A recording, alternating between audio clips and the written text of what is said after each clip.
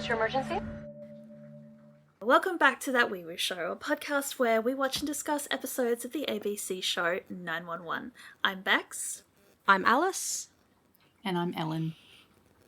As we say with every episode, thank you to everyone who has listened to all of our episodes so far, who have shared social media posts, and who have rated us on Apple and Spotify.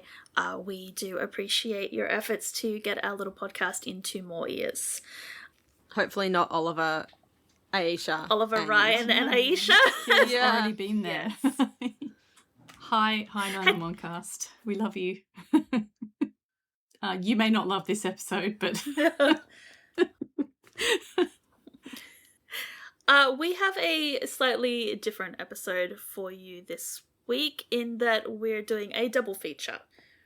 We are going to discuss 2 episodes in one, but before we explain that and get into the meat of the episode, Alice, could you mind reminding us what happened in the last episode we discussed?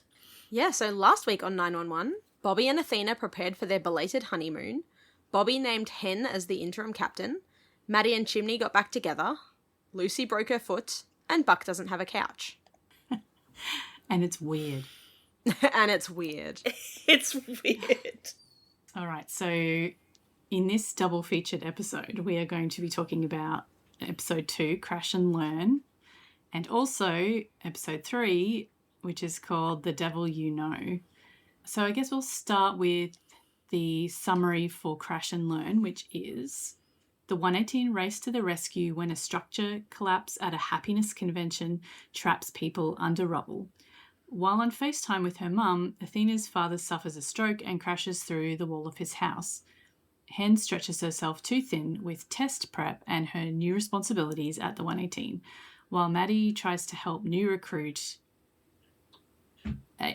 their new recruit? Hey, I just cut and paste. Yeah, no, that's fine. I just cut and paste. That's how they wrote it. Again. While Maddie tries to help the new recruit get his bearings at the call centre. No. It doesn't say the new recruit. It says help new recruit. Help new recruit. Yeah. Yes. Look, they messed up. Let's not cover for them. All of those things are in this episode this time, but they're all in a different order to how they appear in the summary. Except the Athena's father happened last episode. Yeah, that was last episode, but I didn't even bother putting it in the last week's. And he also wasn't on a FaceTime with Athena's mother. Athena was on a FaceTime with her mother, so that was like... Yeah, I don't know. They wrote this at the last minute, I believe. Well, maybe it was in this episode, but then they decided to stick it at the end of episode 1 to be a bit more cliffhanger. You know what? Possibly... Apparently all of these episodes are out of order, so I would not be surprised if they did some creative editing after they'd already decided and sent out the promo stuff. Yeah. Well, triggers for this episode 2 include cheating, claustrophobia, being buried underground or in rubble, explosions, as in pipe bombs, falling asleep while driving, gore, which is an exposed bone, is quite gory. Life-threatening injury to a parent, medically induced coma, patient death, and stroke. I guess we'll talk about the summary and triggers for the 3rd episode once we get there, or shall we do it now? Do it now, and we'll just I guess we may as well mention the triggers now at least. Yeah, just do it now. Okay, so episode 3, sometimes when they do back-to-back ones like this, they, cliffhanger-y type things, they air 2 of them on the same day. I don't know if they actually do that with 911, but some shows do that. But no, these did actually air a week apart, so there was a bit of a, cliffhanger at the end. So the next one is, while in Florida caring for her ailing father, Athena and Bobby investigate the disappearance of her childhood friend from 45 years ago. That is the entire episode. And the triggers include abuse of power by police, alcohol given to a minor, a child murder, implied child sexual violence, life-threatening injury to a parent, medically induced coma, paedophilia, thankfully, which is not explicitly shown, and threat of gun violence. So it's a heavy load on paper, but in reality, it's just not that heavy. Not that heavy. Well, it is, like, the ending is quite heavy, but the rest of it was just like, yeah. Anyway, we'll get there. We better start with episode 2 then. Yes. And in case anybody is wondering why we're suddenly doing a double feature, it's because we don't want to spend an entire episode talking about episode 3, pretty much. Or episode 2, honestly.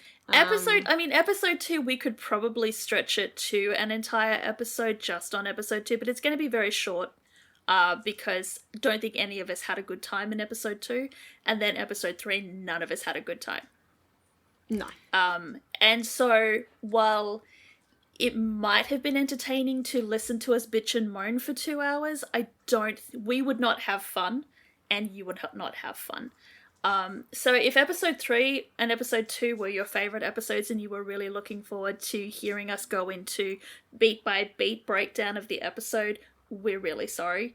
And if you hated episode 2 and episode 3 and wanted to hear us bitch and moan about the beat by beat breakdown of these 2 episodes, you're in the right place. We're also very sorry because we're not going to do that. We are going to gloss over as much as we can to get these out of the way as fast as we can.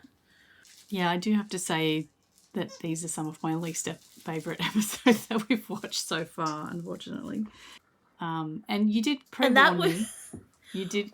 Say, like, I did go into it not expecting to enjoy it because you'd already prepared me. But sometimes if people are like, "Oh, it's really shit," don't even worry. Like, you go in with low expectations and you're like, "Oh, that actually wasn't too bad," because you already go in with low expectations. Episode 2 wasn't like, I didn't hate episode 2. It's just some of the stuff in it was just so boring. It just wasn't. And to be fair, sometimes Alice and I have gone, "Oh my god, this is bad," and Ellen has gone into the episode and come out going, "No, that wasn't too bad." And then I get on my soapbox and afterwards she changes her opinion. But hey, look, I'm easily led. Like, you can lead me down any garden path you like. But Ellen is very easily swayed. It's fine. But episode 3 specifically, in the group chat as she was watching, Ellen was going like, "This is bad. I'm not having fun with this. You guys were right." So I would like to just say that we did not sway Ellen in this. Ellen came to her own opinion on these episodes. Ellen watched them before we did because we were avoiding watching them. Pretty much, yeah. I do want to give full disclaimer that I was playing Stardew Valley the entire time I watched both these episodes today. So if I'm like, "Oh, did that happen?" it's because I was not paying attention. I instead was farming and trying to woo Sam this playthrough. But somehow, apparently the dialogue's good when you're a male farmer and wooing Sam. And so I wanted to see. But I'm also like almost at max hearts with Shane because I can't help myself. And I need to fix him, okay? I would marry him, but his room is so messy that I can't deal with that in my house anymore. And so, yeah, I just wanted to see what Sam was like. There's also apparently really good dialogue with Alex, so may move to him. Sam's just real easy because he loves Jojo Cola, and I have been fishing a lot in this save. So I have a lot of Jojo Cola. Like, so much Jojo Cola. All right, look, we've got to talk about this episode, otherwise we will never get through it. No, but my fishing. You can update us on all the Stardew Valley things at the end, okay? Okay, so at the end of last episode, Athena's father crashed into his own house where Athena's mother was. Yeah, and they kind of made it out to like that he'd hit her mum. Like, she dropped the phone and she was, like, screaming and whatever. Yeah, but she's fine. She's fine and bitchy as ever. Fine. So Athena and Bobby don't get to go on their cruise. No, they're spending their honeymoon in Florida in a hospital. They go to Florida, yeah. Where we discover that the reason for the crash, I'm assuming, is that Samuel suffered a stroke behind the wheel of the car. I'm assuming that's what happened. The stroke came first, and that's why he crashed the car. I guess so. We don't really care. They don't explain it. We don't care. No, we don't care. The important it thing doesn't is really that matter in the end. Yeah, he's in a coma. no, they've put him in a medically induced coma to help try and reduce the swelling in the brain and all of the other injuries so that he can heal. Yeah, basically he having a nap. Everyone else worried. Yes. We also, at this point, learn that Beatrice has no concept of what is actually happening because she assumes that her husband is just taking a nap and he's going to wake up soon and then he can go home and everything can go back to normal. Yeah. Do you think she's in just denial, some kind of I'm sure she's in denial. I just don't care. So then we go after we get like the little snippet of the hospital room to be like, oh, he's not dead. Her mum's not dead. They're in Florida. We then go to the first emergency of the episode. And the longest emergency of the fucking episode. It just doesn't stop. So we're just going to summarize. Look, for those of you who are listening at home, I normally do very detailed notes with transcripts. I didn't even bother for the opening emergency of this episode because it was so stupid I could not bring myself to write out in detail what was happening. So fucking stupid. I think what annoys me the most as well. The thing that annoys me the most is that this entire opening emergency lasts for 8 minutes of runtime, yet the actual emergency part of it is 1 minute. Yeah, at the end. I just don't care about them at all. We get 7 minutes of setup for an emergency that ends up happening off screen. It was because what happened last week? We don't see the rescue. God no. What happened last week that they were trying to David Wallace us and we were like, that didn't work? It was like the heart patient people. Yeah, that also went way too long and it was just like, I don't care. So, in summary, for this opening emergency, we have Gary, who is the next door neighbour. We have Benjamin and Holly, who are married. Gary has dug a tunnel under the front garden of Benjamin and Holly's house so that he can shtup Holly when Benjamin goes to work, because even though we are not shown this, we are told that Benjamin has security cameras all over the place and tunneling under the garden is the only way that Gary can fuck Benjamin's wife. Yeah, but we don't find that out until the end. They couldn't go to the gym. They couldn't pretend to no, they make a tunnel. A tunnel. Because that the only thing we see for most of that 8 minutes is the husband trying to work out why his garden is sinking into the lawn. Because the tunnel has caused instability in the topsoil, which is causing his prized tomato garden to sink. He is assuming that it's rodents. And then, so for 7 minutes, we're watching him lay rat poison, lay traps, etc., until he realizes by looking at the security camera that perhaps the rodents under the tunnel are a little bit more human in shape and form, and so decides to start throwing pipe bombs into the tunnel to kill the rodent. He lures bombs the rodent with nails. Yeah, it's not just a pipe bomb, it's an IED. It's a dirty bomb. Yeah. So he goes to work. The wife thinks, great, he's gone. Gary goes through the tunnel. It's a fake out. Benjamin starts throwing bombs into the tunnel, and his suspicions that it was Gary and not a raccoon or a squirrel or a rat or something are confirmed when Holly calls 911. The one cute thing about this opening emergency is that we see Hen in captain mode, and we see we see Buck and Eddie and Chim just embracing her as Cap. And they just call him Cap anyway, which is real cute. Every single time they're like, Cap, she's like, don't call me Cap. What do you want us to do, Cap? Don't call me Cap. So the only notes I had from this emergency, the first time I watched it, was, oh my god, it's the secret J2 tunnel. I'm so sorry for those who know that reference, but I will not be elaborating. My second note for this scene, this emergency, was what the fuck are they doing checking vitals through thick gloves? So Chim is wearing thick emergency gloves, firefighter gloves, and he checks, I think it's the neighbor's it must be the neighbour's vitals.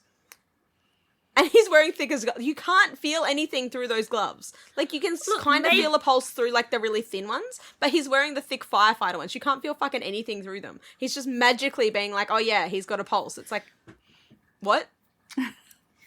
How? And I think, like, the cherry on how ridiculous this scene is that it has absolutely nothing to do with the theme of this episode, which is crashing and learning, except for one line that Hen throws out at the end, which they've fished Gary out from under the tunnel because the tunnel has collapsed from all the explosions, but that happens off camera. We don't get to see Chim and Buck trying to extract this guy.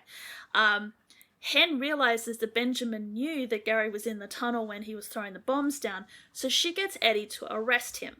They zip tie his hands, and Benjamin's all like, I didn't know that you could do that. We, as well as Benjamin, learn that LAFD are sworn peace officers who are allowed to arrest people, and so Hen says to him, looks like you learned 2 things today. Like what? Okay, That's the connection for this entire fucking 8 minutes to the theme of the episode. Yep. And I'm just... So basically someone in the break, like someone in the break between 5 and 6 was just like, oh my god, LAFD can arrest people. Why haven't we been doing... Oh, let's do something with that. Meanwhile, back down in Florida, because I'm not giving this emergency any more attention. No. Meanwhile, back in Nothing else Florida... happens. It's done. Yeah, that's it. Athena and Bobby get to Beatrice's house, like Athena's parents' house, and they're like, oh, the car's still in the house. Like, I don't know how long it took them to get down to Florida. I assume they weren't there the next day because they're still, like, giving the diagnosis. But, yeah, the car's still in the house. And Beatrice is like, yeah, your father will deal with it when he gets home. And so Athena has to explain to her mother that, like, Dad's probably not coming home for a while, if at all. And Beatrice is like, no, he'll be fine. Whatever. Bobby's like, oh, like, what do you want us to do? Blah, blah, blah. Calls Bobby a big, strong fireman and says that he can pull out the trundle bed. Normal Beatrice Athena snipping. And then, yeah, it just basically culminates to Athena saying, oh, we have an old family friend who is still their handyman because we'll need a contractor. Yeah. So but we're setting Bobby up the can introduction get of the the car out. Franklins. Yeah. Yeah. That's it. And Beatrice is still a cow. Pretty much, yeah. And still in very deep denial about the severity of what's happened to her husband. Yeah. We then shift back to Los Angeles, where it is nighttime the same day. I don't know. There's no time references in this. Who knows? But it's night. It's the night shift for the 118. Hen is, of course, studying, because that's all she does in this episode. So she's sitting up in the loft kitchen studying. Buck is also awake for some reason and is sitting up with her reading a book, which is weird enough that Hen notices and has to ask what he's reading. We just have to say that at the moment, like, we've spent this whole time asking why Hen hasn't been mentioning med school or doing any study or anything, or going to class or anything. And then this one episode, they went, okay, the med school thing is going to have to become apparent now. So all she does in this episode is study and go to class. She does all the studying that should have happened in season 4. Season 5. Hen is like an amazing procrastinator, and I see you, girl. Or they just forgot about it until now, or they just didn't bother showing us. I'm going to say it's mostly column B, with perhaps a little bit of column C. Because I feel like even if they had shown that she was consistently going to school and consistently studying, she would be cramming her ass off. It's just, it seems so over the top because we haven't had any lead up to it. It's just been dumped on us that she's doing all study all the time. And like excessive amounts of study. Like she's got her notes in her lap in the engine truck as they're heading to a call later on. Yeah. Like the reading when you're on night shift and you should be sleeping, if they'd thrown that in through season 5 like they've got it here, I think we would have bought that. But they didn't, because they forgot that she was in med school, or they just didn't care enough to talk about it. But the sight of Buck reading is enough to distract Hen from her notes, which I think is a very very sad reflection on Buck. Yeah. And it turns out he's reading the AA handbook. Yeah. For sure, why not? He misses Bobby so much that he's reading his handbook.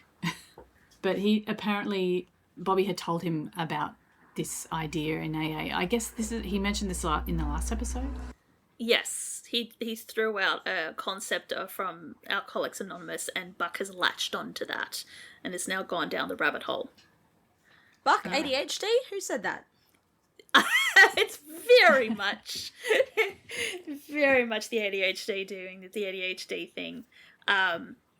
And the main problem that Buck is trying to solve is that he does not think that he is at ease. And he's trying to figure out how to get at ease, because the book, the Alcoholics Anonymous handbook, says that if he is at ease, all of his fear will fall away from him. So I think we're setting up Buck's going to spend this season like searching for himself, doing some soul searching. Mm-hmm. Sure. Very much get that Even impression. Hen's like, yep, let me know how that works out. So then we go to dispatch. Maddie's on a call. The new guy, who we saw for like 2 seconds, is just like awkwardly like hovering. He's lurking. Yeah, he is. very Maddie much literally lurking. says, "What did I say about lurking?" He thanks her because he had the call with the dynamite in the garden earlier, and fucked it up. Fucked it up. Well, And he wasn't sure what to do.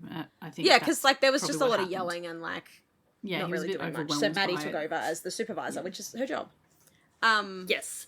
We do have to mention that when he approaches Maddie, he thanks her for saving him when he crashed and burned. So we kind of do have to take a little shot, because crashing, crashed, and variations of learning are also scattered prominently through this episode, to keep stuff on theme. He did also crash and learn, according to himself. He did. Yep. Take a But shot. Maddie doesn't think he did. She said, "You didn't do either of those things."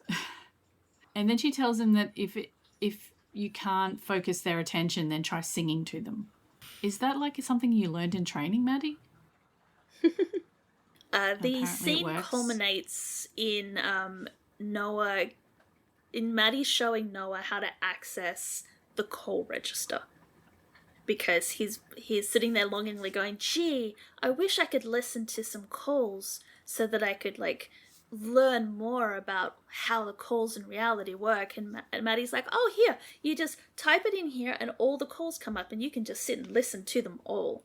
And it's not the historical calls, it's the active calls. It's like the calls that are literally coming in as they're sitting there. He's like, oh, wow, all the calls I could ever want. Awesome, thanks, Maddie. Yeah, and that's about it. Yeah. I like it's funny that they mention Maddie singing, because obviously Jennifer Love Hewitt is a singer. But yeah, that's about it. Yeah, because Noah says, like, I promise I won't try and find the call where you sang. And she's like, no, I nailed it. Listen to that shit. So then we go back to the 118, and Hen is doing paperwork as the captain, but Chimney mentions that she has finals this week and she should be hitting the books. But she's got to get through the paperwork for her paying job so she can make the 10 review class, like the 10 o'clock review class. Yeah. Whatever. And so Chim brought her some tea and is confused as to why she agreed to be captain when she knew that she had finals. And she's like, no, I'm fine. Then we get a little montage. We did. Oh yeah, a bit of Rihanna in the background. Yeah, well, it's Ponder Replay. Just like, so 2009. Yes. Look, I'm not complaining. Oh my god, it I was love that song. 2005. No, Jesus Christ. I was watching the montage of Hen like spiraling into her despair while I'm like, bopping along to Bopping myself. along. Yeah, it is a good song. Yeah, not gonna lie. I'm like dancing in my seat. I do like Psycho Killer that plays earlier in the episode too. So Oh yeah. That gets stuck in my head if I hear it. So yeah. Oh, I've been singing it the rest of the afternoon. yes. Anyway, so Hen is studying like on the rig on the way to the call, as Bex said before. Leaving shift and going to class, getting quizzed by Lewis, who is You remember from med Lewis? school. They couldn't get anyone else back, but they found I couldn't the remember one guy. what his name was. Oh, But I yeah, had to now- look it up. Because I'm looking Yeah. at him going, did they actually manage to bring back the actor from season 4? One Oh, of yeah, them. they did. One of them That's they did, cool. yeah. Yeah, they Is couldn't his get name Sydney back. Luis? I'm going to say Louise. Oh, probably, yeah. I think it is Luis. But yeah, so the montage is Hen studying, being captain, doing more studying. She's even like set reminders for, and like reminders are constantly going off on her phone. She's even got a reminder in there to feed her own child. Yep. Poor Karen is like trying to get some action, and Hen's phone dings with cardiology, and Karen's just like, okay, fine, whatever. There is a cute moment where Hen falls asleep, obviously on the return from a call, and they just leave her in the truck. Yeah. But Buck's looking worried and like, we should do something, and Eddie's like, oh, we'll just get her a pillow. It's fine. Yeah. Everyone's worried about her. So there are two that like I love from this scene is when Hen's looking at a patient's mouth and is like, oh, like, when was the last time you saw a dentist, and going through things, and Chim's just like, I think he has more pressing issues, and he literally has scissors sticking out of his abdomen. Yeah, that was a very good sort of transition between med school Hen and paramedic Hen. I thought that was really clever, and yes. And then the good second fake part out. that I really like is that in this part? Yeah, it is the bowls of popcorn. Popcorn. Yeah. Oh yeah, I love that. Because if you have a look as well, Oliver's popcorn doesn't have butter on it, and I just think it's real cute. They gave him just popcorn. How can you tell? It's not yellow, like it's really white. Like the others are all clearly flavored with something, and then his is just like this bowl of like bright white popcorn. Okay. Because he's actually I eating didn't it notice. I too. was too 'cause- busy Yes. laughing at how cute it actually was. Yeah. They just dump it on Hen's head, and she's like, ooh. Yes, because they've been watching her from the other side of the loft as she was quizzing herself with her flashcards, and she got all the answers right, and she's like celebrating, doing a little dance, sits down on the couch, and they're like, yeah, we need to bring her back down to earth, so we're going to dump the popcorn over her head. The montage doesn't have a very happy ending though, because we transition from all of that to Hen sitting her neurology exam, and she's struggling. She's the last one left in the room. All the other students have left. She's still answering questions. Finally, reluctantly hands in her book. She's driving home, and I don't know how long that montage, like the time frame that montage covered, but she's exhausted. And she falls asleep behind the wheel and veers into oncoming traffic and very nearly causes a crash. Yeah. Yep. I recognize this like saying yes to too many things and burning out because I think all middle-aged women have a similar, well, maybe not all, but a lot. Thankfully, I have not fallen asleep behind the wheel of the car, but, you know, it's quite relatable. Yeah, like she's seen enough car crashes that she should have pulled over, but I feel like it's like that, like how doctors are the worst patients. Yep. Yeah, maybe she wasn't far from home anyway, and she was like, I'll just get home. Yeah. It showed that, like, she recognised that she was falling asleep because she rolled the window down with the idea that I guess the cold air would wake her up, but it was not a match for the week-long bone-deep exhaustion that she had. Yeah. And then that's it. It ends with Hen sort of sitting in this intersection, cars honking around her, just absolutely terrified of what she'd done. That's the commercial. We come back from commercial. She's managed to get home, and Karen wakes up and comes out, and Hen is sort of still sitting at the kitchen table. Or Hen is sitting at the kitchen table. I don't think she went to bed. So she's probably been sitting at the table all night contemplating what had just happened. Yeah, poor thing. And she does say, I was pretty wired when I got home. But she obviously doesn't tell Karen what happened. No. But Karen reminds her that she actually does need to get some sleep. So Hen says, I could probably get a couple of hours in before I have to go to work, kind of thing. Ironically, the line is actually, I could probably get a couple of hours in before I die. Yeah. Like, oof. Should we be joking about that? That's dark. But she's got to go into work early to fill in some paperwork. Something. Yeah. Yeah. And only now does Karen say to her, you shouldn't have taken the captain's job. Do you think at this stage they know what's going on with Bobby and Athena? Like, do they assume that Bobby and Athena are off on their honeymoon, or do they know that plans have changed and they've gone to Florida to deal with Athena's parents? Yeah, I have no idea. I don't think anything was actually like... Well, the way she's talking here is she's like, oh, Bobby will be back in a few more days. Like, maybe they don't know. It sounds like they think that they're just on their honeymoon. Yeah. I feel like Athena would have told Hen. Yeah, I'm sure that they know that, but yeah, they don't mention it at all. Like, there's literally zero mention of like, oh, poor Athena. Like, they don't care. Yeah. No, there's no mention. Speaking of Athena, we go back down to Florida where the old family handyman has shown up, but it's Franklin and Sons, but it's not the Franklin that Athena was expecting. It's the and Sons that shows up. Yeah. Yeah, it's literally Junior. Who apparently is a long childhood friend of Athena's. They used to play together in the orange groves.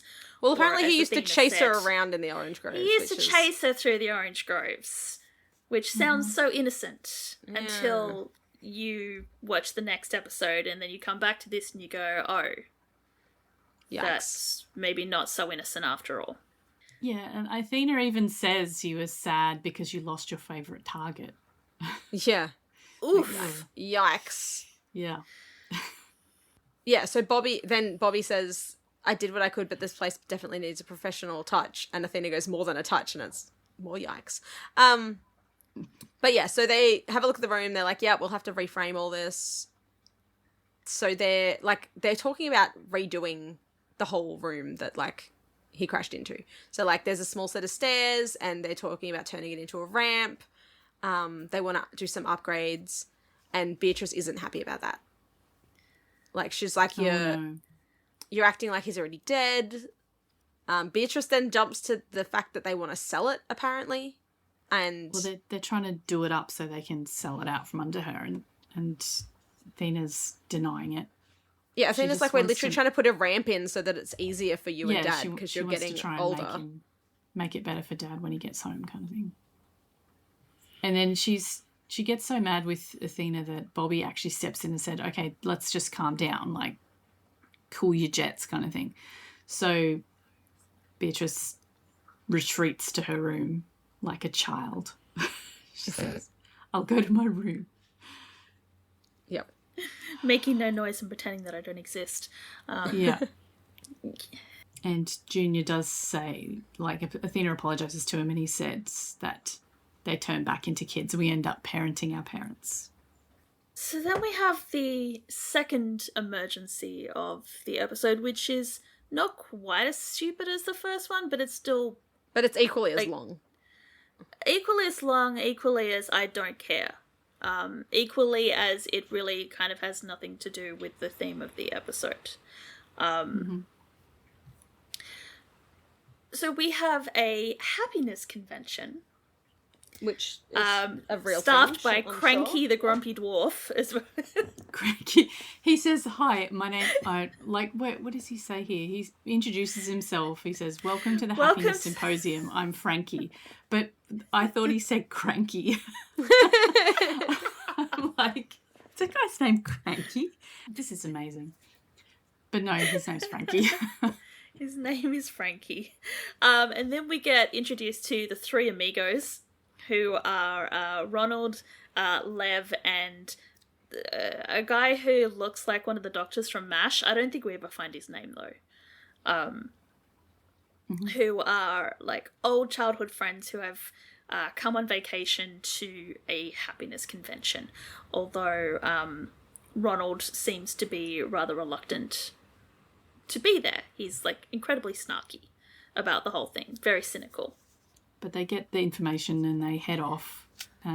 And Frankie heads off in the other direction to do something else. So he has to go to and get more get chairs. Yeah, he has to fetch more chairs.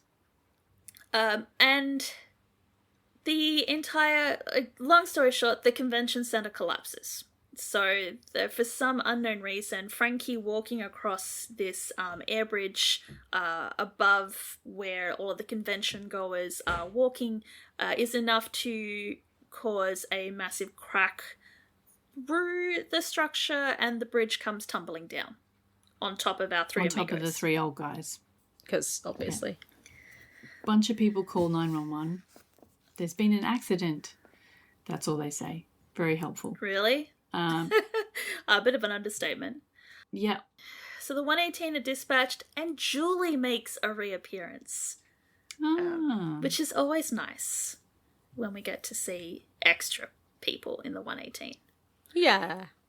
The injured guys are underneath the rubble, and so it's like the return of the plaster concrete, like polystyrene concrete.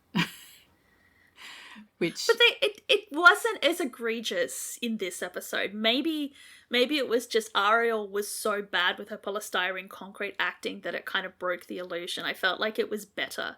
They also didn't have, like, Twizzler Rio. Yeah, they didn't. Still. Yeah. Yeah, rebar sticking out. Yep. I do like the three old guys were, like, hilarious. Cracking jokes, being snarky, even whilst they're being pinned under all the rubble. So that was fun to watch. So we've got two of them trapped, Ronald and MASH guy trapped together, and then Lev is, like, on his own, sort of off to the other side, sort of within shouting distance, because they're talking backwards and forwards. Because Buck is trying to, Lev is the more serious. He's got, like, the concrete straight across his abdomen. He's trying to keep him conscious, trying to keep him talking. Asks, oh, so you guys are attending the convention together. Like, that's really weird. I thought you would go golfing. And it sets all of them off. And like, oh my God, don't say that. Like, Ronald's going to start saying, I told you so. And Ronald's like, I told you we should have gone golfing. So that part was at least entertaining. Those three. That's it. Were, like, they're funny guys. I just don't care. No. And he's like, it's nice you guys have stayed close this long. And one of the guys says, I'd like to be less close right now, if you don't mind. Especially when you consider that, like, their emergency is that one of them has a compound fracture, like an open compound fracture, which the bone is stuck into the other guy's leg. Sticking right. Yeah. Yeah. It's pretty gruesome. Yeah. The other sort of stupid thing about this emergency is that you've got these three guys that were on ground floor, on the ground level. Everything came crashing down on top of them.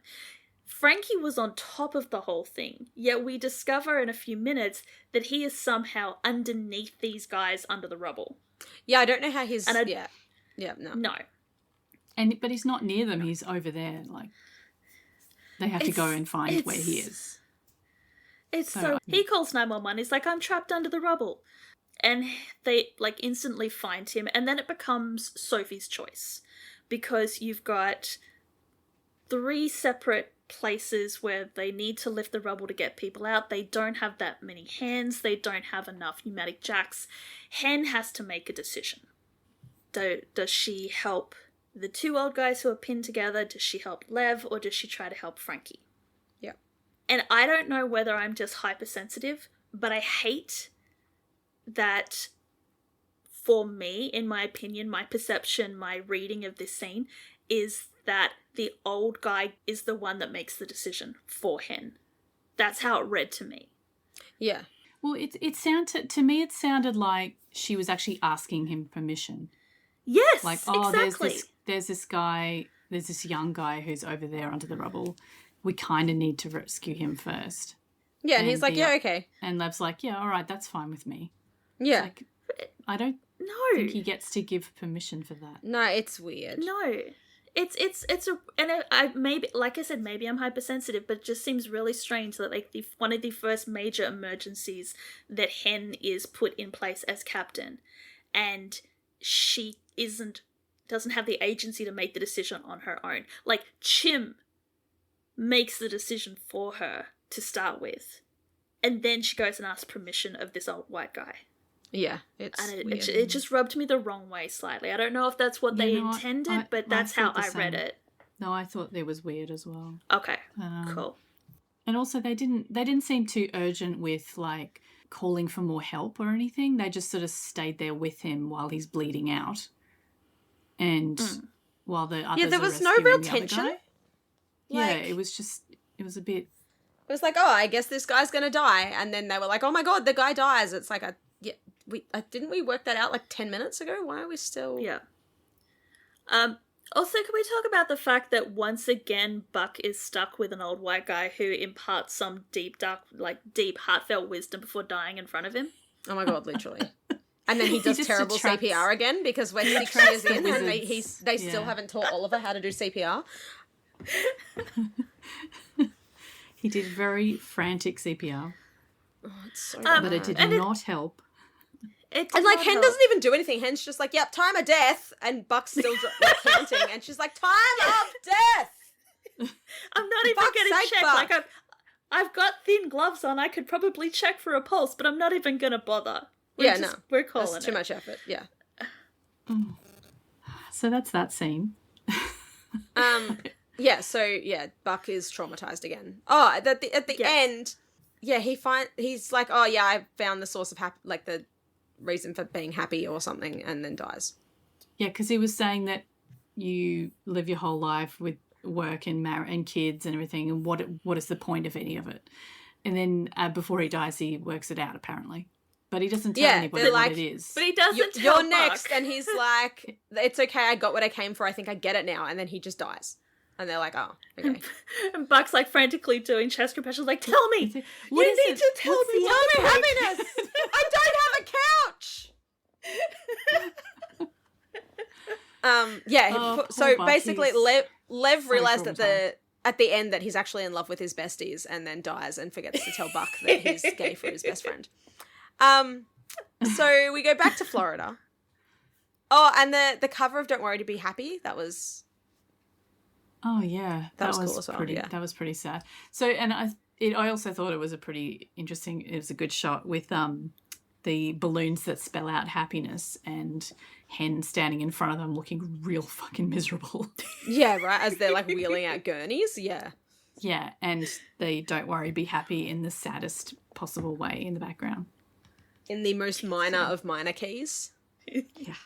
I mean, it wasn't quite on what was it? The Case Sarah. Was that the one with the mother that died with her kids? Oh, yeah. No, that was You Are My Sunshine. That was You Are My Sunshine. You Are My Sunshine. Like, the saddest possible version of You Are My Sunshine. Yeah. Like, yeah, that was You Are My Sunshine already sounds sad, and they were just like, just dial it up. We want it more sad. Cool. So then we go back to Florida. Is existing. Bobby joins her in existing. Athena then starts... I think this is a really nice scene, though. I quite like it. I mean, they are But there's no point to it. No, they're expositioning. She's telling about the orange groves and how they had parties out there. Yeah, so... That's pretty much it. There's an old orange grove out past the woods, and they did bonfires, and they all hung out there in high school. Her dad would get her oranges and tangerines. So basically, her dad was a lawyer, and he was the first black lawyer to pass the Florida bar. Her granddaddy was the first Negro lawyer, and then her dad carried on the tradition. Yeah, there you go. And so that's why she was going to be a lawyer. That I think it's them trying to reconcile the fact that they fucked up Athena's backstory. Because they started with like, oh, I became a cop to catch whoever killed Tony Kingston, and then they went, oh no, she was going to go to law school. Until So she I met think this boy, and then she met decided the she was going to be a cop. Yeah. Yeah. So So this fucking is like them stupid. trying to explain why both things happened. Like she wanted to be a cop because of Tony Kingston, and she wanted to be a lawyer. I don't think it worked. No, But that's it's just me. stupid. No, I just like the cozy vibes of them sitting on the rocking Oh, chairs. yeah, it's like like when the cute vibes. rain. It's Oh, rain, the vibes. raining outside. The vibes are immaculate. Yeah. Basically, Athena's a huge daddy's girl, and doesn't yeah. like her mum, and she is sad to think that she's going to lose her daddy, and Yeah. Bobby's just like he's not dead yet. It's like, that's nice. Yet. And then Athena says, the worst part of having to parent your parents is knowing that you're that much closer to losing them. At this point, I realize we don't actually know about Bobby's parents. Like, for all we know, they're both dead. And I'm Yeah. pretty sure that Oh. Athena would know where Bobby's parents are in this Yeah, it's just- situation. She's So like, no, if they are sure both is a shame dead, that my that's parents are alive, and Bobby's just like, oh, okay, cool. awkward. Mm. But yeah, I don't anyway, think so they thought that hard about the line, to be honest. No, it just kind of struck me at that point, going like, wait, where are Bobby's parents and all of Yeah. this? and Bobby has no children to parent him. Oh, life's yes, real he does. He's fucking got May bleak. and Harry Man. And Buck. and Buck. He does have Buck. So yeah, then we go to the station house. Buck doesn't want to eat with Chim and Eddie, and Hen decides she also doesn't want to eat. And then Buck goes on about the happiness stuff. Like, oh, what do you think he meant? You know, he said, I get it now, and his eyes got all bright, and he looked up to the sky like he just found happiness. Hen's like, yeah, I get it, I was there, but like, I'm pretty sure he was just dying. And Buck just keeps going on, and Hen's just like, yep, losing someone out there isn't easy. Do you want to see the department therapist? Buck's like, no, it's fine, I just need a couch. It was... Buck apparently... I don't know when he did this, because I have a feeling that this is like the morning after that shift. But apparently at some point, Buck researched the convention center and discovered that the reason the walkway came down was because of some design flaws, like shoddy craftsmanship. No, he saw it And on I the was news. thinking- He was stalking his ex-girlfriend. And Taylor Kelly's just like, oh yeah, like it fell because of these reasons. And Buck's just like, oh, it fell because of these reasons. And I'm just thinking, Bobby would have had a fucking field day at this call. Because Oh, we yeah. know how much He would have yelled at the... He would have found the... workplace like, safety. yeah, he would have found the whoever did it, and like they wouldn't have even been on site. He would have driven to some guy in another state and yelled at them, and they would have been like, "Who are you and what is happening right now?" Yeah. It's just such a shame that like that happened on the one call that he wasn't there for. We all know how much Bobby loves a good yelling at people. But the heart-to-heart that Hen and Buck are having is interrupted because Hen gets a call from medical school. Like, that's literally what comes up on her phone. Medical school. Yeah, Not even, medical like, school. the name of the person, like, the doctor's name, like her teacher's name, because, you know, teachers give out their numbers for contact. Like, it's not her doctor's name, it's not the name of the school, it's literally just medical school. And I'm looking it's at not the phone even going, med is that school. the best? It's medical Is that the school. best you guys you could come up with? Like, my kid's school calls me, and, like, the school logo comes up on my phone. Yeah. I didn't enter it in. It's just whenever... It's just caller whatever ID that the- knows. The that it's caller a ID school. does it for me automatically. So I'm just like, really? But it is, in fact, her one of her professors. And Hen gets a really weird look on her face and runs away from Buck to have a conversation in privacy because it's bad news. Yeah, she failed. She failed her neurology exam. And she's Like, having a she breakdown failed because one she exam? failed everything. Well, she's saying she failed neurology, but then she failed everything. So, like, which I is think it? she's just She failed being, one class? I think it's just hyperbole. She's. I feels think like she she's failed at everything failing because she almost crashed her car, and she also forgets Denny. So like when she gets home, because like the Okay, next so scene is her getting home, and failed- Karen's just like, when Alright. I said you had to let something go, I didn't mean your son. Okay, so when she's failed everything, it's not she failed everything at med school. She, like, failed everything in life. Like, everything. Everything. Okay. Yeah. Okay. But then later, like, she says, like, I failed neurology and my professor thinks I need to repeat my second year. Like, she needs to repeat the entire second year because she's failed one subject, or she just needs to repeat second year neurology. They don't explain this. No, They don't explain anything. But Karen thinks that Hen is, like, overreacting for failing an exam, which I'm guessing Karen has never failed an exam in her life. So she probably doesn't understand this. No. But Hen looks absolutely devastated, and she's saying that these past few weeks almost killed me. And Karen's like, maybe ease up on the hyperbole. And Hen's sort of looking at her going like, it's not hyperbole. I literally almost died. I fell asleep behind the wheel. And Karen gets super mad at her and, like, puts her foot down and says, okay, that's it. You're done. You have to choose. You either go to med school and be a doctor, or you stay at work and be a paramedic. You cannot do both anymore. Yep. It's kind of harsh, Karen. Like, I understand where she's coming from, but it's like, yeah, anyway. It's very black and white. It's like, yes, you cannot be a doctor anymore. You must choose which one you want to be. Yeah. Yeah. Don't know. We're then going to go back to Florida. Yeah, it's the weirdest, shortest scene ever, where literally Bobby, like he reaches something for Beatrice and then apologizes for standing up to her earlier. And Beatrice is just like, no, don't apologize for standing up for my baby girl. She's your problem now. And he's like, yeah, cool. And that's literally it. Yeah, but then it leads on because what Bobby got down for Beatrice was looks like an old chocolate box that's full of letters that Beatrice then takes to the hospital, and she's sitting there reading the letters aloud, and apparently they're the letters that Samuel wrote to her during the war and when they were courting. And this scene is supposed to set up what, in our mind, like, what a great man Samuel was, what a loving man he was, like, the great relationship that the two of them had.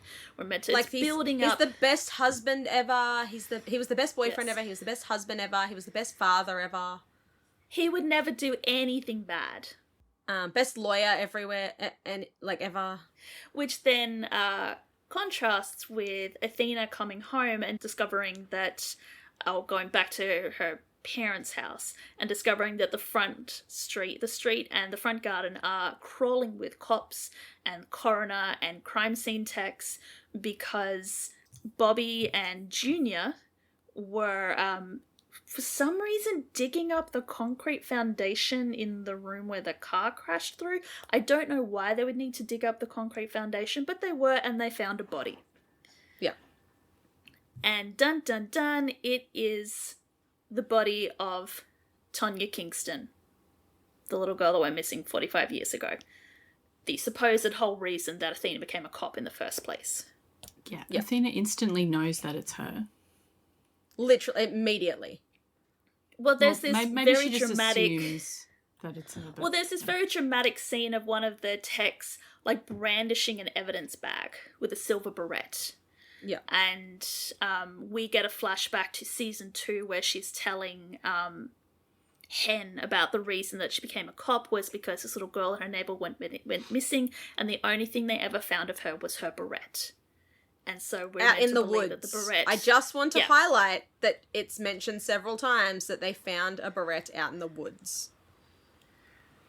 And then the twin of that beret was found in the foundation of the house. So Athena puts 2 and 2 together and instantly decides that the body in the foundation is Tonya Kingston. And so the next episode, episode 3, is the investigation into the death of Tonya Kingston. I don't know how they were going to do the next episode as episode 4. Yeah, I don't... Like, could you imagine the cliffhanger after cliffhanger after cliffhanger of the opening of season 6 if they did it in production order? So you would have gone episode 1, Samuel crashes through the wall. Episode 2, you get dun dun dun, dead little girl was buried in the Carter house the whole time. Then you do an entire another episode and then you come back for Timu Criminal Minds. Yeah, I don't... Like, it's weird. I don't get it. Maybe they just, like... Because production code's just the order they filmed. I'm assuming they just filmed the Florida stuff last, maybe? Because they had to go on location, and so they did, like, all the LA stuff, and then took Angela and... yeah, they did all the LA stuff all together, and then went on location for The Devil You Know. Like, there's no... Like, I don't understand how this could have been done in any other order. No, I don't think that would make sense. But I'm glad they did it in this order, because it's good to go straight onto this. Not just to get it out of the way, but it makes a whole lot more sense to go straight onto it than to have a break. Yeah. But then it makes the season 6 opener the Athena show. Again. So this episode is the season 6 opener. This is what all of those cliffhangers have been leading up to. Yeah. Like, I feel like... It almost feels like episode 2 was filler, which is doing a real disservice to Hen's storyline, because Hen's storyline was really important, but everything else was just filling in the gaps until we got to this one, because I feel like this one is supposed to be the big important one, the one I really wanted to get to. And it's just so I bad. would say at this stage, like at the end of episode 2, I had no idea that this was coming. I hadn't seen any of the the summary for the next episode or anything. So for Bobby to then come out of the house and say, "We found a body," I was like, what the hell is going on? Like, it was I was the same. I was definitely the same when I first watched it. I was just like, oh my god, Athena's dad killed this kid. Yeah, well, I mean, to start with, that's what they make out is happening. Like, he's being investigated. 100%. They're taking all of the stuff, like the evidence from the house. They set him up to be such a good guy at the end of episode 2, and then the beginning of episode 3, all signs are very, very strongly pointing to Samuel Carter had something to do with Tanya's disappearance. Yeah. Which was why Ellen, we kind of told you to watch 2 and 3 together. Yeah. Yeah. Well, because we wanted you to have that, like, holy shit, I did not see that coming moment. Well, I did have it. Excellent. So rather than go through the whole of episode 3, we can just we've decided to just vaguely go through a summary instead, because like what you said about Temu Criminal Minds is true. You called it Temu Criminal Minds. I just loved that. It felt like, you remember you were saying before about how the cop-centric mystery episodes are not 911. Like, it's not the like, group if I wanted to watch dynamic. Criminal Minds, I would watch Criminal Minds. I tried to watch Criminal Minds, and I don't like Criminal Minds. I don't have any issue with people who do like it. It's not my type of show. I don't enjoy it, and I don't like rip-off Criminal Minds because it's even worse. I love Criminal Minds. Yeah, so I'm a big Criminal Minds fan. No issues with the fact that you love Criminal Minds. Good for you, but this isn't number Criminal one, Minds. if I wanted to watch Criminal Minds, I would watch Criminal Minds. The other issue that I have with this episode is that I think the idea was, like, Athena is a cop. Cops investigate crimes. Crimes are committed by criminal minds. So let's just, like, it's a logical jump to go from Athena being a cop to investigating, like, a serial killer kind of storyline. But shows like Criminal Minds, SVU, all of those kind of crime mystery shows, there's a very definite formula. It is not as easy as it looks to create the tension, hold the suspense, throw in the red herrings, throw your audience off, do a big reveal at the end that is satisfactory to the audience. Like, the only shows that can do other shows that have a formula is if they parody it.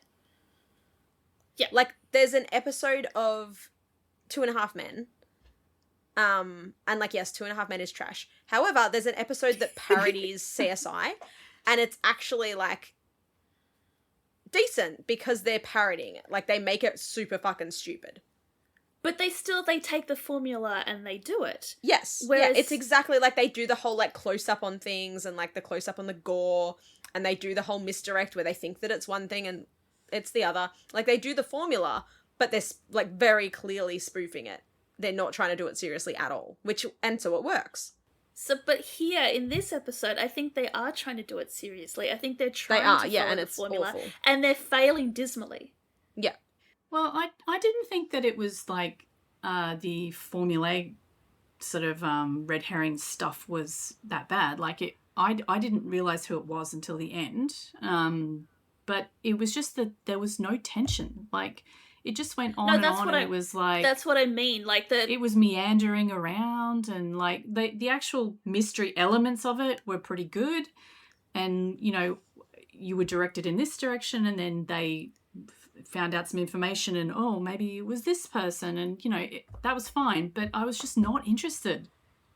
Like, no, but that's what I mean. Like there is a formula, but it's not as simple as just A plus B plus C equals D. You've got to build your tension and your suspense into the episode. You've got to keep your audience engaged. And they got the formula right, but they missed everything else. They also just fucked up the whole story. Like, it's so stupid. It would make more sense for the kid to have, if they were just like, yeah, there's fucking evil in the world. But instead, they made this whole other thing about how, the kid actually snuck out. She wasn't just snatched. She also seemed a lot older. Like, I don't know if Athena ever actually mentioned her name or if she just said it was a young girl. But, like, I always just pictured, like, a 6 or 7 year old, like, a little kid. But instead she's, 8 years old and starts drinking beer. And it's like, okay, sure. Athena says in season 2 that she was a year behind, Tonya was a year behind Athena in school, and Athena says that she's 9. Right, so we did know she was 8. Athena was 9, so Tonya would have been about 8. Yeah. But yeah, it's just like, it's... I don't know if they were specifically trying to show that the cops were really bad back then. But the fact I think that was like, the implication as well. But then they go back and, like, Athena has a run-in with the cop, and the cop's like, oh no, I've still been doing it. Like, I'm still looking at it because it's another black cop. And he's like, no, like, I care. I'm still looking into it. And it's like, okay, but you didn't notice that, like... So the story was always... The thing that really gets me is that the story that Athena told was always that her barrette was found in the woods. And then when they actually show it, it's in the fucking orange orchard. The orchard was, beyond the woods. Was the other side of the so, like, woods. but... So she ran could have been in the woods. Orchards into the woods. Although, this is 911. They're not known for their consistency in their storytelling. No. So but it's just, are we surprised that they got this detail wrong? Like, the whole town's going out to look for this child, apparently. None of the teenagers who saw her there, none of them spoke up. Like, not one of them, because teenagers are so, like, known to, you know, not backstab each other, and so known to be, like, besties with each other, and so known to not say anything. Not one of them said she was actually at the bonfire. Like, the whole town was so worried, and no one mentioned it. Yeah, I feel like the let's just sister do a quick probably would have recap said something as well. Well, no, because then she would have got in trouble.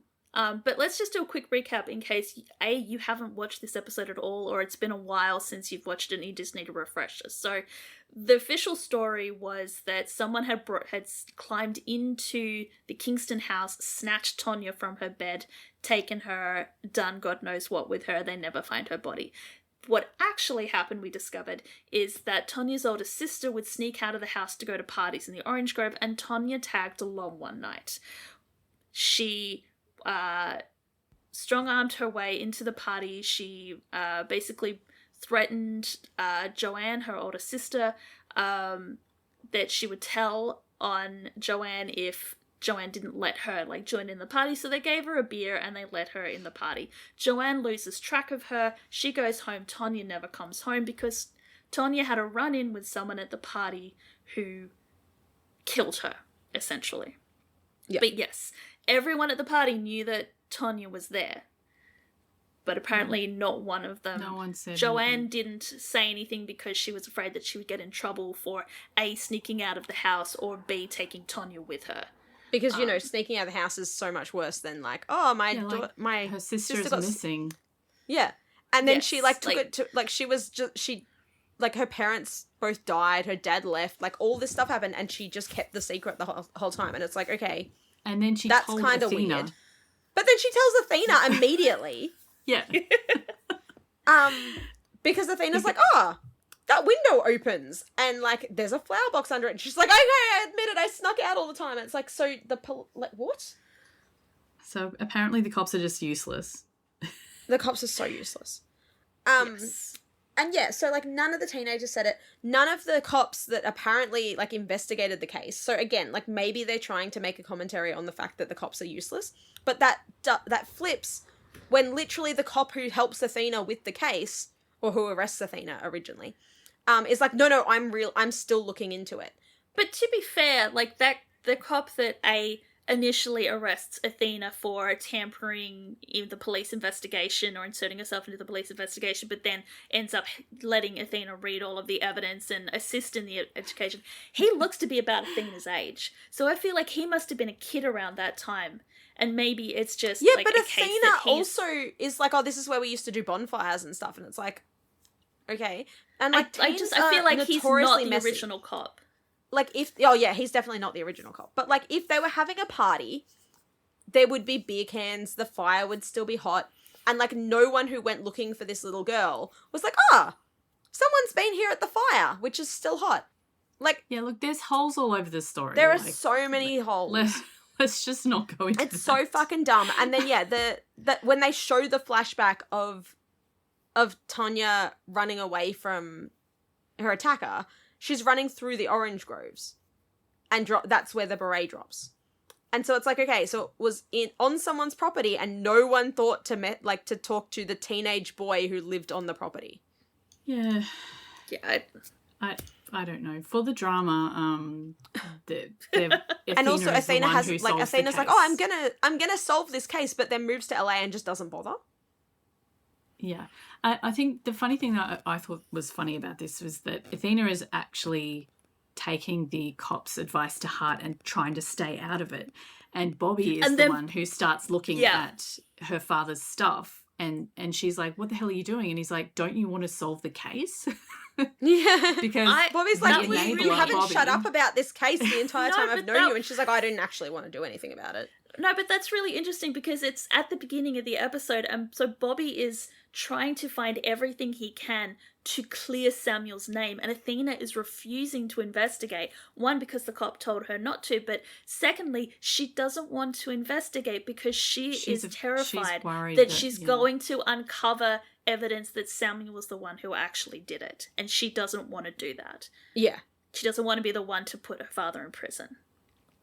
Which is, like, that was really nice. I really liked where they were going with that, because at that point of the episode, they were implicating Samuel very heavily, because you had the cops taking DNA and genetic samples.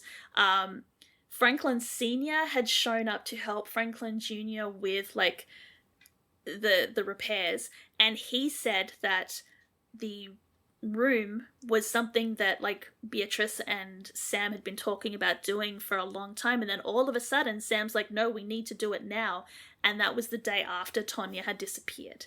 So he's very strongly implicating that Samuel had the room made to hide Tanya's body. Yeah, to hide the body. But then the reason that my focus then turned to him was not through any kind of evidence at all, but by the fact that as his car drove away and made that funny noise, and Bobby turned to look at it and like zoomed right into his face, and I'm like, oh, this is important.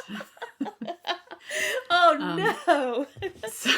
So then I assumed it was that guy until the end when we find out who it actually was. Which was then where the episode goes, because then we go to two bits of evidence, which is Joanne tells Bobby that she heard a car going put put put that night at the party, and that's kind of why they all scattered. And we also discover that it wasn't the cement had been laid and then like Tanya's body got put on top of it. It was Tanya's body had been put down, the cement poured on top of her. So then all evidence... Then, after they'd mentioned that, I was like, oh, maybe at the end of all of this, it will turn out to be a terrible tragedy, because she's tried to go home but got tired and crawled into like a cement mixer or something and gone to sleep, and it was all a terrible accident. But no, it was actually a murder. But the other thing is that they don't give us, as the viewers, time to sit with, oh, maybe it was Reggie Sr., because almost as soon as we get that, oh my god, maybe it was the dad, immediately they went, no, actually it was the kid. It was the son. Reggie Jr. the whole time, because he's gone full psychopath now. He's pulled a gun on Joanne and dragged her out into the orange groves to kill her, to then say, oh my god, I found out it was Joanne, so I dragged her out into the woods and we had a fight and I killed her, but she was the one that killed her sister the whole time. Oh, Yeah. God. What is it with 911 and having bad guys go full psychopath when they get discovered? Yeah. Like, we had it with Yeah. Jonah, and now we had it with Junior. What is it? It's like it's not enough for them to be bad. They have to go full balls to the wall bad.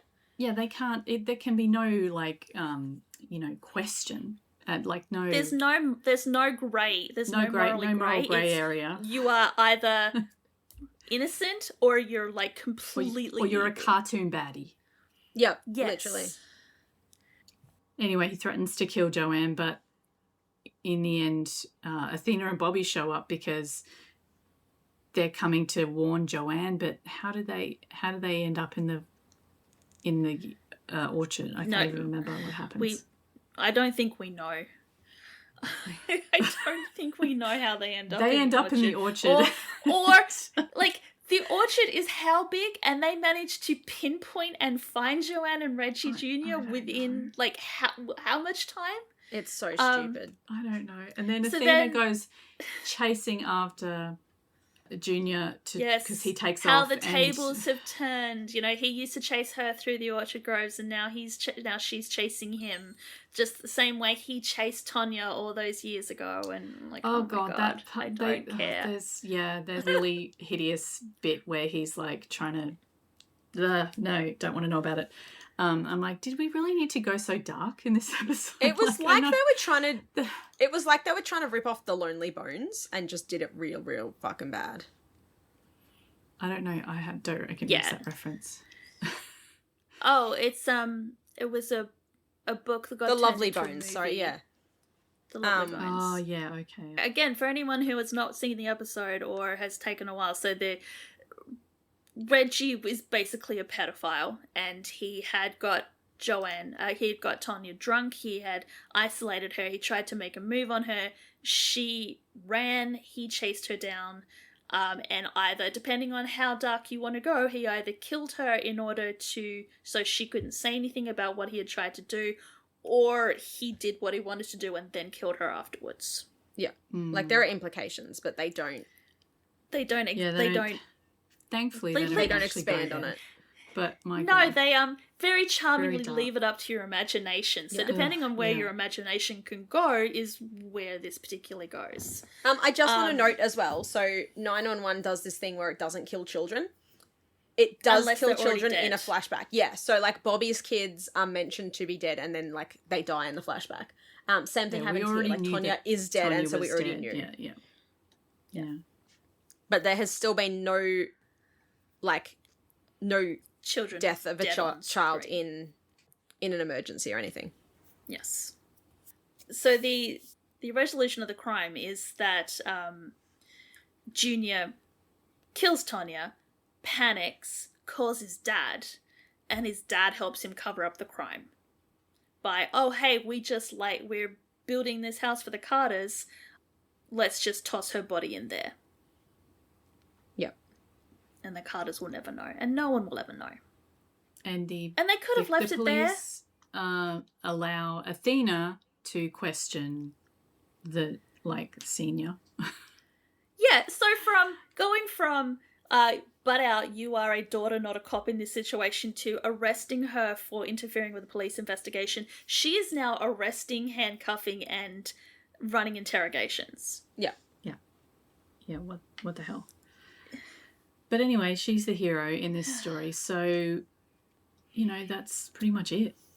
Like, she's happy that she's finally solved this case that she hasn't been working on for however long it's been. Yeah, like, she mentioned it in season 2, it's been 4 years since we've had any kind of mention of this story. And the happy ending is that her father wakes up in hospital and is more or less okay. Not a serial killer or a child rapist. No, he is still her Good for lovely him. daddy. Good for him. Maybe I've just watched too many Criminal Minds, but a part of me kind of wished that he knew what had gone on and that he had been involved. No, that's dark. Not that he'd done anything to Tonya, but that he had, helped the Franklins hide Help her cover body. it up or something. Yeah, they didn't have time for that. Yeah. They were too busy showing weird flashbacks of running through the orchard that no one cared about. I also hated that, again, to go with, the full, you have to be 100% evil, they didn't just leave it at, that Reggie Jr. killed Tonya. Suddenly there was a series of missing girls. Oh, yeah. Oh, yeah, there and was- no one noticed like- that there were a whole bunch of them. It was only Tonya that they cared about, apparently. Yes, Well, there was a no whole one had series of connected missing them. girls. So, did Reggie Sr. know about all the others? Has he been helping Junior cover this for years? Or was this just to rub salt in the wound? You helped your kid once and look what you created. You created a monster. Yeah, I don't And Senior had no idea. I don't want to. I don't care enough to think about it. Nah, It's just, literally don't care. I didn't. I'll say, so this is where my Criminal Minds history is leading me down the dark paths where I'm actually kind of interested in this aspect of it. But, Well, there you go. I don't know. They could have taken it down much less dark paths, but they didn't did have to go without down this path actually- at all. No, I think the whole episode was unnecessary. Because they retconned Tonya Kingston away when they made Athena be a lawyer and meet Emmett. So they didn't need to go down this route at all. And it's not as though for the last 4 years, Athena has been pining over the fact that she's never going to solve this case or it impacted her life at all, as far as the narrative that we get to see as the audience goes. This episode does nothing to Athena's storyline. You could literally not watch this episode and not miss anything in this season. It's 100% filler. It's 100%... It's letting Athena get the, hero cop moment, but, she has enough of those. We don't care. She had them in season 5 with fucking Jeffrey. Yeah. Look, there are a lot of people who love Athena and want her to have all of the hero moments. I So love that's Athena. fine. Athena I can enjoy get her time Angela in the Bassett. sun. She is a great actress. She is beautiful. But like I said, if I wanted to watch a cop show, if I wanted to watch Criminal Minds, I would go and watch those shows. I watch this show for the pretty firefighters and the emergency rescues. And the group Not stuff, like for- the actual found family of it all, The not ensemble. just Yeah, I the want the individual ensemble. heroes. And that's not to say that I don't enjoy the individual storylines. All of the Begins episodes were really interesting, but the reason that they were interesting was that they furthered that character's storyline in some way, or they gave us backstory, which this episode did neither of. Yeah, this episode It was just doesn't shit. give us any more backstory for Athena because we already knew about Tonya. We didn't need to know who killed her. We just knew that she was a motivation, which then got retconned. And it doesn't affect Athena moving forward because she just comes back to LA and they go on like nothing ever happened. I It just was need to mention, unnecessary. so the wiki has a little thing that says that when Junior's taken away by the detective, he's not even wearing the handcuffs, and sure enough, he's just holding the handcuffs. What the fuck? Who? He's just holding the handcuffs in his hand. They're not, neither of them are around his wrist. He's literally just holding handcuffs. I wonder if the actor didn't want to get handcuffed. So why would you show him being led away with him holding just take the handcuffs out and it would have been less obvious. Because didn't maybe notice they that. thought, no one will notice. By that stage, I don't was know. actually probably looking at my phone more than I was looking at. Oh, yeah, TV. I was playing Stardew Valley. I only noticed So- because of the thing, but that was so funny. And yeah, and I'm just checking because I went back to look at that, but I've also gone back to where Tonya's running away, and she's 100% in the orange groves the entire time. She doesn't leave the woods. They very specifically show that she's running between the lines of orange trees. I'm And going so this to whole assume time they're that like, oh, the Emmett's in the woods. And it's like, it's not. It's in the orchard that's specifically owned by a family who have a teenage boy. I'm going to assume that when they wrote the original backstory with Tonya, it was the woods. Oh, 100%. Yeah, they should have gone... And then they decided, we're going to do this, and someone found the location of Orange Groves and went, this would be so amazing on screen to shoot in. This is an amazing location. Maybe it was cheap. And they've gone, let's shoot it here, so they had to rewrite the story to suddenly involve Orange Groves. Yeah, it's so fucking stupid, because they even mention at the start of... or the end of last episode, they like have this whole thing about how it was found in the woods. And it's like, okay, maybe Athena's memory's not great because she was 9, but also she says it's what inspired her to be a cop. Wouldn't, when you became a cop, you'd look into the case? I don't know. But then that's not why she became a cop. She became a cop because of Emmett. Literally, because she found a cute boy. I think you're thinking too hard about this terrible episode and we need to just put it behind us and move on. I'm so sick of episodes where, like, why do we have to fix all of Athena's entire backstory? Like, she gets to catch the guy who killed Emmett. Cool. She gets to catch the guy who killed Tonya Kingston. Cool. Because she's Kristen's favourite Blorbo. Literally. She and Bobby are the favourite Blorbos. And it's like the majesty of Angela Bassett, which is not a dig at Angela Bassett. It's just when you've got someone of that caliber on your cast, you probably want to give them something meaty to do rather than just walking around in uniform or driving in a fake car every couple of episodes. Yeah, so they're trying to justify having Angela on the cast, give her stuff to do. It's just... the stuff that they choose to give her is not the stuff that I personally want to watch. Yeah. Yeah. Yeah, I feel like this is going to be the front runner for our least favourite episode.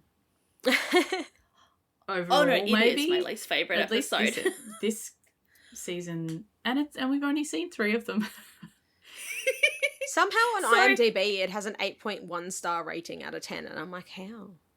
So maybe the general public liked it, but... maybe it's just us who hated it. I mean, okay, once again, I'm really sorry if you actually love these 2 episodes.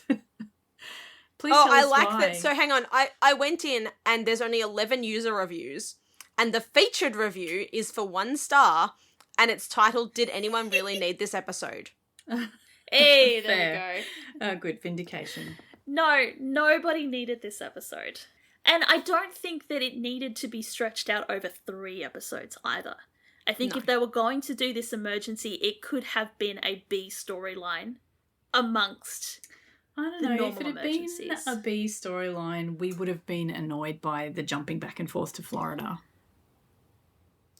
We were already annoyed. Like, well, I mean, we couldn't have got any more annoyed. If they had to have this, I'm glad they had it encapsulated in an episode that we could just skip, get through, like chuck out. You know? Yeah. Okay, that's a fair point. Yeah, it's very easily, you can go 1, 2, 4, 5, 6, or just go straight to 4 if that's... No, you can't go straight to 4. You need 1 and you need 2 to sort of... It's like set when you up watch the season and get... 7 of Supernatural, I want to say, and you fast forward all the Amelia bits. Season 8. Yeah. I only know because I've been doing... Like, I only remember so quick because I've been listening to the Supernatural Then and Now podcast. Oh, yeah. And they finally got to season 9 and they're like, oh, thank God. Look, I have a soft spot for season 8, but I do fast forward a lot of it because it sucks. Season 8's, like, the back half is great. Season 8, just like season 5 of 911, the first half is like, what the fuck are they doing? Like, I don't understand what they're doing here. And then they finally pull it together by the very end. Mm-hmm. Supernatural does it a bit better than 911. But yeah, and then season 9 starts off strong. Yeah. Like with Sam being possessed and that sort of stuff. It's cool. But yeah, like they were doing the Amelia stuff, like every time they were interviewed any of the writers, they were like, so were you told you had to do it? And they were like, yeah, we had no choice. We had to include it. Because half the flashbacks are like Oh my god, a door. Amelia once walked past a door. Yeah. All of a sudden, It's like, Sam oh my god, stares a off into grass. space. We once sat on a picnic blanket on the grass. It's like, okay, cool. But yeah, when they interviewed the writers, like all the writers were like, yeah, we didn't care. We just had to include it, so we just did it. Okay, so that's interesting. So that kind of adds to sort of my theory with 911 and like writers' rooms in general, is that because remember last week we were talking about, was it last week's episode? Who knows? Yes, last week, the season opener, which was Andrew Meyer, and we're like, but Andrew's usually like a really good writer. We really like his stuff. So now the fact that you've got the Supernatural writers saying no, the showrunners and the like networks are telling us we had to do X, Y, Z, that kind of lends credence to my theory that in 911 the showrunners were going like, no, you have to tell these stories. Yes. These are the plot lines that you have to do. And they're just desperately trying to write the best that they can with the material that they're given.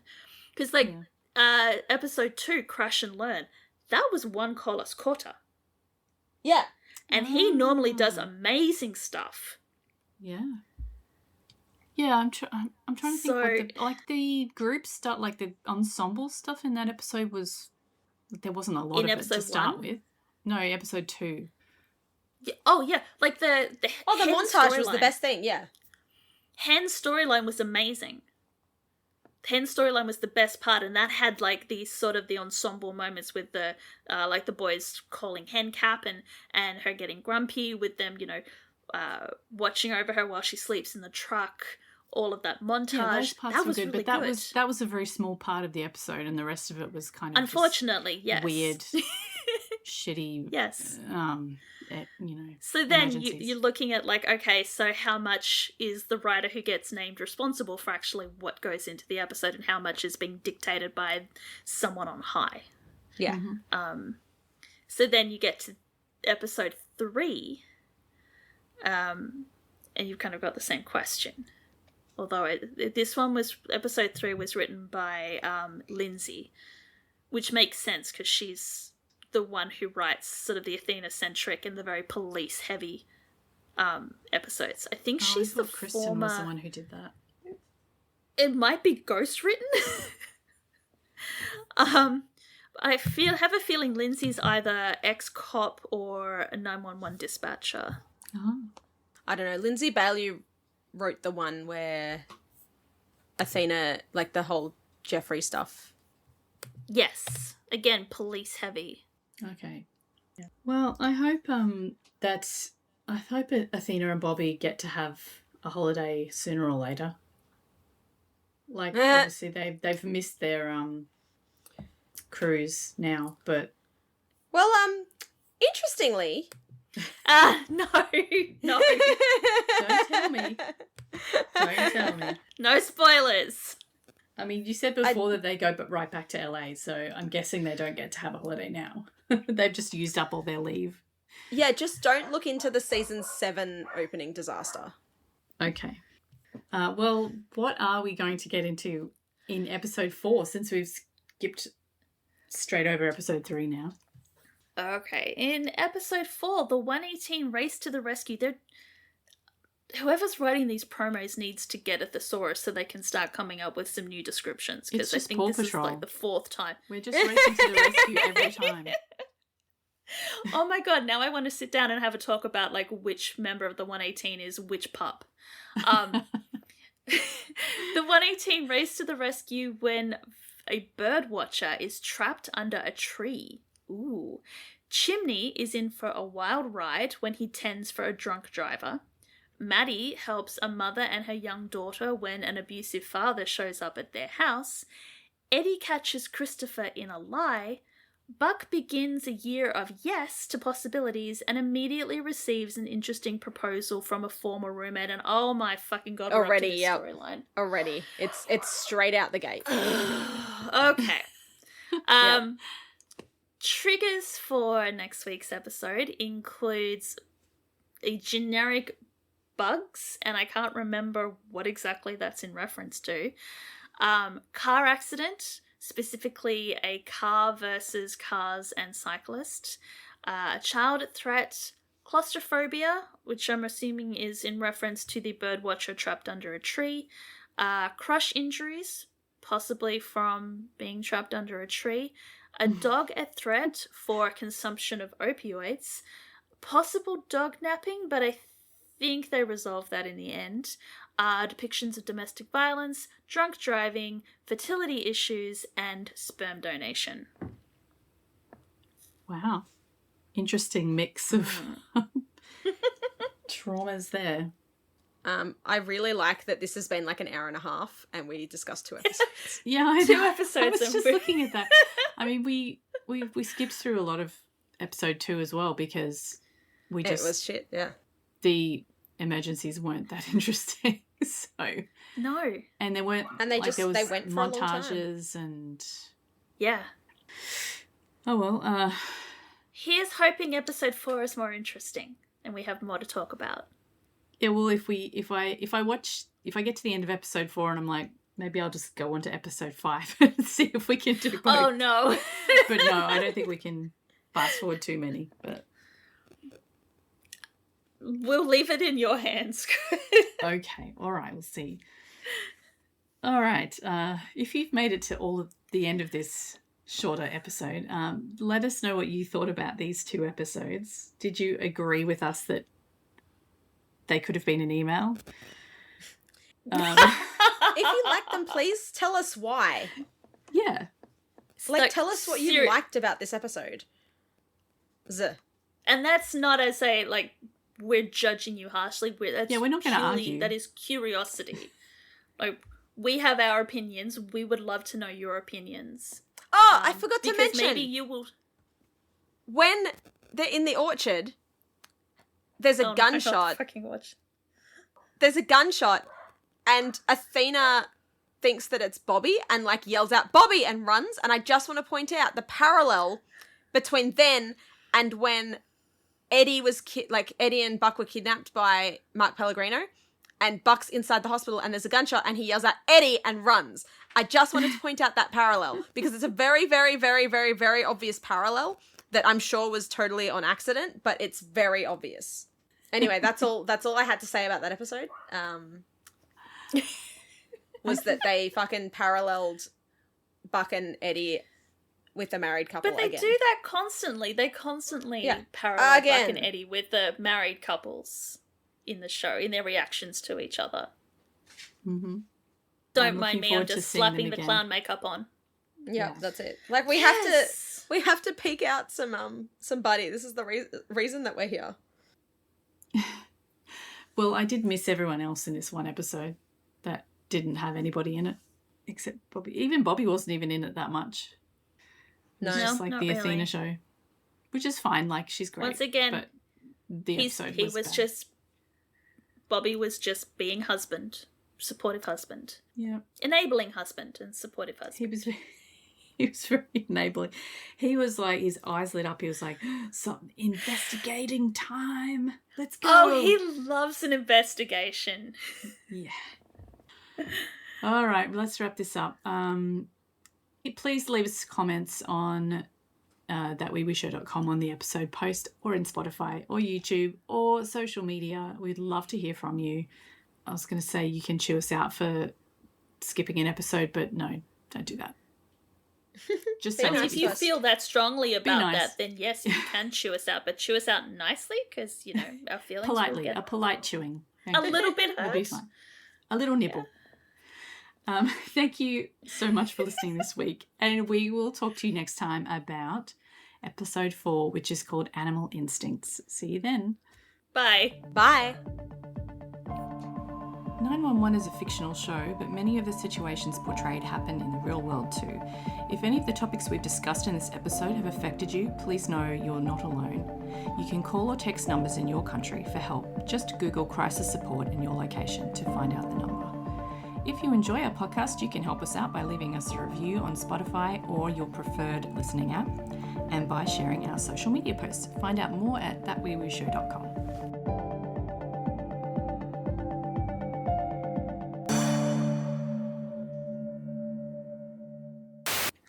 Oh my goodness, I can't believe how short that was. Literally. So funny. Well, we said at the beginning it was probably going to be... I think this is like the second time that I've watched this episode. Because I think I watched it once and then I've skipped it with every subsequent rewatches. Which is very valid because what the fuck? Yeah. I just realised it's been so long since I watched any Supernatural, but I also do that with it. Like, I will skip. Unless it's like an episode that I know that I really like. If it doesn't have Cass in it, then I'm not watching it. Oh. Fair. Because a lot of the other ones are just like the one where Dean can like talk to the dogs and stuff. Like, I don't need to see that again. I'm going to be honest, when I started watching Supernatural and I realized that I had 15 seasons to watch, I looked up one of those like watch guides, which is if you want to understand the main sort of the lore episodes, here are the episodes to watch and here are the standalone ones that you can skip because they don't impact the main like storyline. So there are some episodes I've never seen. Oh my god. Really? I've never seen Dog Day Afternoon. I've seen clips and I get secondhand embarrassment from the clips so much that I'm just kind of refusing to watch the episode. I mean, it is funny in like a cringy kind of a way. But like, I don't think I could get past the cringe. Yeah. So yeah, there are some episodes that I've just never seen because they were not part of the main story. See, I started watching Supernatural when it was the break between season 1 and season 2. So season 1 had aired fully, and so I binged season 1 in time for season 2 to start. I watched 1, 2, and 3 live. They got to Cass and the Angels, and I went, for fuck's sake, it's angels and demons. I'm so sick of fucking angels and demons. I'm out. I go, fuck this Cass guy. Wow. I didn't stop. I got up to the episode 1 of season 4 and went, oh my god, I'm sad. I don't remember what I was watching around the time, but there was another series where I think it went from like monsters to fucking angels and demons, and I'm gone, I am so done with all this biblical shit. I'm so out. Funny. So then I came back to watching Supernatural, like when I came back to watching it, but I had been there from the beginning. I just took a break, and it's incredibly ironic that the entrance of Cass is when I'm like, no, I'm done. No, see, I got like most of the way through season 6, and I quit just before season 6 like started improving. Like, not that season 6 improves much, but like it does improve at the end. It does, yeah. And like I quit literally like an episode or 2 before it starts like getting better. And then I went back in season 7 because I was like, I can't deal with this show anymore. Like, because I was a big part of the fandom when it was first airing. And with season 5, we knew that it was Kripke's last season. And so there were all these rumors that like it was going to end and rah, rah, rah. And we were like, okay, cool. And then like, obviously it had the end of the big arc. And we were like, cool, that wrapped it up neatly. And then at the end, like, Sam's back. And so it was like, okay, I'll watch to see like what they do. And it was just so fucking stupid. And I like tried to watch it, and then all my friends dropped off too. They were all just like, this is so fucking stupid. And I was like, yeah, I can't deal with this anymore. So then when season 7 started airing, I went back and like watched a couple episodes of season 7. And again, like, I think I watched is the fairies episode in season 7? I don't know. I don't think I've seen that. It's all blurred into one now. I don't remember. And that's the other thing about binging. You lose the differentiation between seasons. Okay, so no, apparently the fairies was season 6. So I think the fairies episode may have been the last one I watched, and I was just like, what the fuck is this bullshit? And I noped out. That's fair. It's pretty stupid. And yeah, then I noped out. And then season 7, I feel like I watched like maybe one episode, and it was obviously the Leviathan were doing shit, and I was like, yeah, no, I'm done. I'm done with the show. I'm not doing this anymore. Mm-hmm. And so yeah, then I didn't pick it up until after like it ended, and I was like, okay, I have a lot of seasons to watch. I'll get to it at some point. And then during COVID, I was binging like everything. So like I binged Psych, I binged House, and then I was like, okay, I guess I'll do Supernatural. and I got to season 10 and then mentioned to my brother that I was rewatching Supernatural, and he's just like, no way, I'm rewatching Supernatural, because we watched it together when we were like younger. And I'm just like, oh, what season are you up to? And he was like 2 episodes behind me. Yeah. Like neither of us had mentioned it, cool. neither, like nothing. And yeah, I think no, he came over to my house for dinner and I had it on. Like it was just like paused, and he's like, "Are you watching Supernatural?" And I'm like, "Yeah, like I thought it was about time that I went back." And he's like, "What season are you on?" And I'm like, "Oh, it was like season 10, episode 2 or something." And he's like, "I'm the end of season 9." And I'm like, "What the fuck?"